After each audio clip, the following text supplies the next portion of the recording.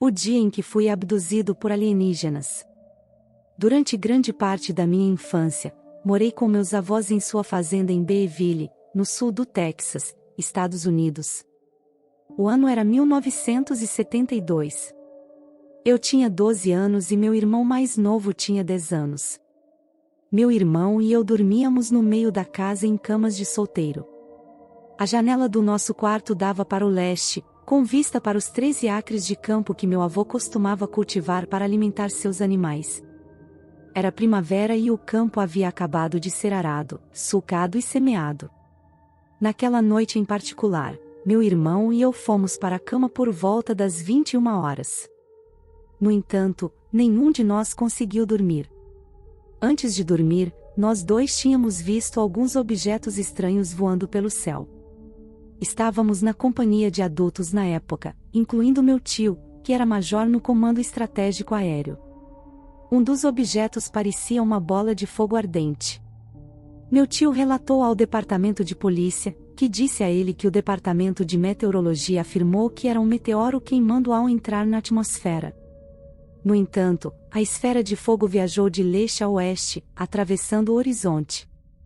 Naquela época, também estávamos recebendo muitos jatos do aeródromo próximo, voando baixo sobre nossa fazenda. Em retrospectiva, meu tempo no serviço militar me fez perceber que os jatos estavam voando baixo para evitar o radar. Na época, meu tio havia apontado uma aeronave em particular que ele não reconheceu. Como ele era um oficial de alta patente na USAF, e estava familiarizado com todos os tipos conhecidos de aeronaves militares, ele ficou confuso. Ele também telefonou sobre isso, mas não afirmando ser uma nave alienígena ou qualquer coisa do tipo, mas afirmando ser uma aeronave que ele não conseguiu identificar. A base da Força Aérea informou que 2 jatos que quebraram a barreira do som passaram em nossa área, mas a nave já havia desaparecido. Por mais bizarro que tenha sido, estranhos objetos no céu eram apenas o começo do nosso encontro. Uma noite, enquanto assistia à TV com um de meus parentes que havia visto a bola de fogo, houve um estrondo forte no telhado. Som de passos vindo de trás da casa em direção à varanda da frente, ao longo do facho principal da casa. Soava como um gigante. Assustado, meu parente mais velho agarrou o rifle do meu avô e nos disse para ficar dentro de casa. Ele foi para fora. Quando ele voltou, ele nos disse que não havia ninguém lá. Foi depois que meu tio voltou para sua base militar que eu comecei a ter os sonhos. Eu sonhei com médicos com máscaras fazendo algo em meus dentes. Eu também comecei a ter episódios de sonambulismo. Minha avó, que se levantava antes do amanhecer, me encontrava em pé no corredor que ligava seu quarto ao nosso. Um dia, perguntei ao meu irmão se ele tinha algum sonho recorrente com médicos.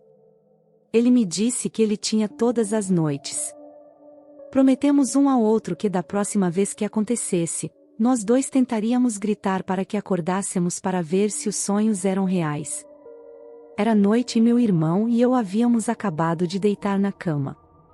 Meus avós estavam na varanda dos fundos, logo atrás do nosso quarto, minha avó em sua cadeira e banquinho para os pés e meu avô em sua cadeira de balanço. Pouco antes de adormecermos, percebi que havia um conjunto de faróis de carro descendo a estrada na extremidade do campo, em direção à casa onde moravam minha tia, meu tio e meus 4 primos. Estava muito escuro, então tudo o que podíamos ver eram os faróis e o que eles iluminavam. Achei que o motorista estivesse bêbado, já que os faróis altos do veículo estavam ligados. Quando você mora no campo, aprende tudo sobre aqueles que vivem ao seu redor. Que tipo de carro eles dirigem, a que horas saem e voltam para casa. Quem pertence ao local e quem não. Você tem que saber essas coisas, porque existe apenas um departamento de xerife para chamar, e ele está a 16 quilômetros de distância. Estranhos significam problemas. Eles poderiam roubar o seu equipamento agrícola, os seus animais, sim, esses ladrões ainda existem, ou invadir a sua casa.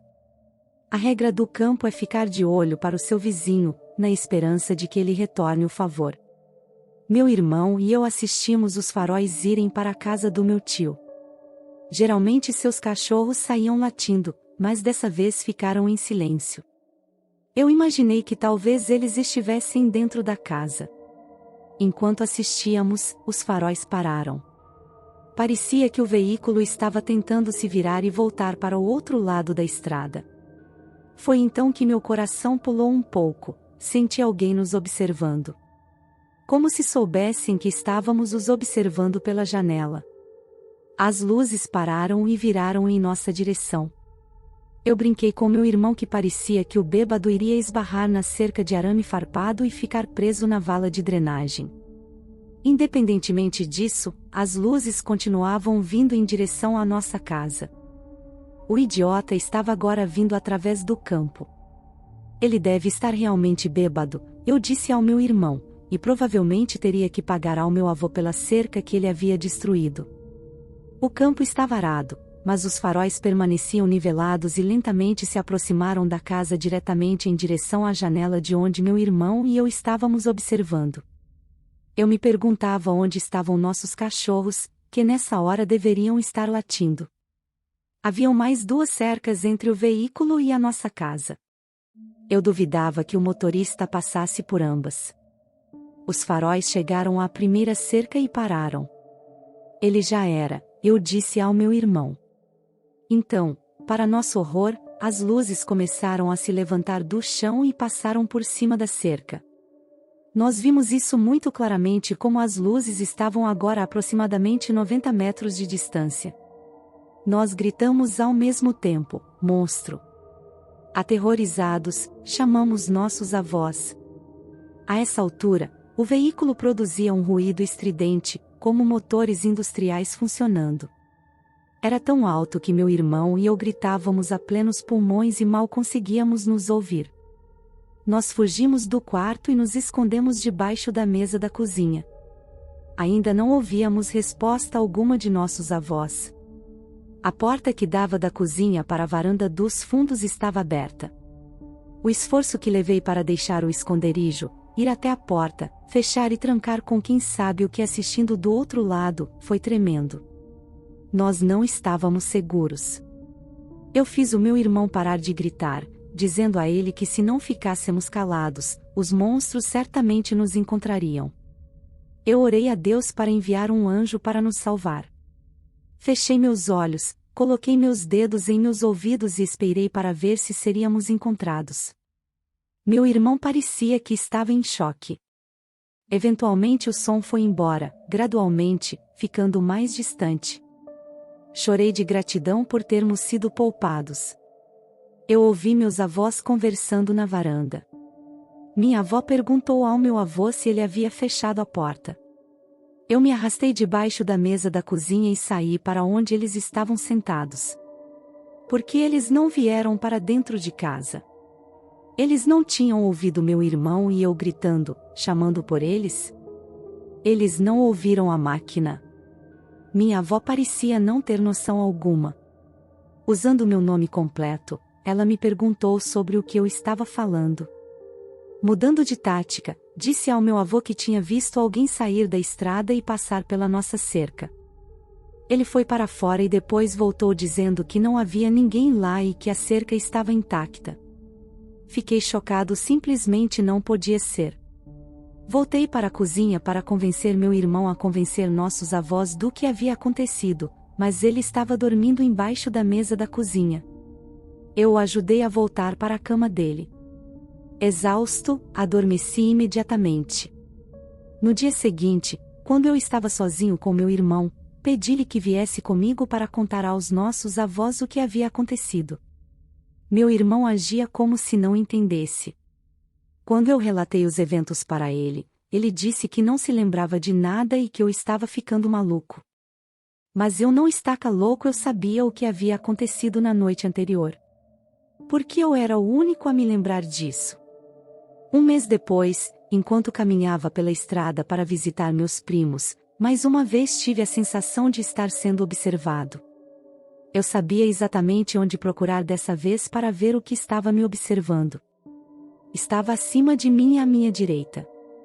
No filme Homem das Estrelas, a espaçonave era uma grande esfera reflexiva, Era isso que eu estava olhando bem acima da fazenda do meu avô. No começo eu pensei que era um planeta, por causa do reflexo do chão abaixo dele refletivo em sua superfície espelhada. Então eu entendi que era algo que não pertencia a este mundo. Flutuava silenciosamente acima do campo. Eu fiquei parado na estrada, olhando para aquilo. Então eu fiquei com raiva. Eu gritei: ok, você me pegou. E agora? A esfera desapareceu gradualmente em um banco de nuvens e sumiu. Eu não mencionei o segundo evento a ninguém, porque depois da reação da minha própria família desde o início, não havia sentido. Ninguém acreditaria em mim. Eu sei como isso soa. Eu sei que isso é inacreditável. Mas eu juro pela Bíblia que esses eventos ocorreram, e que eu lhes transmito em completa verdade, tanto quanto minha memória permite. Eu fui abduzido por alienígenas.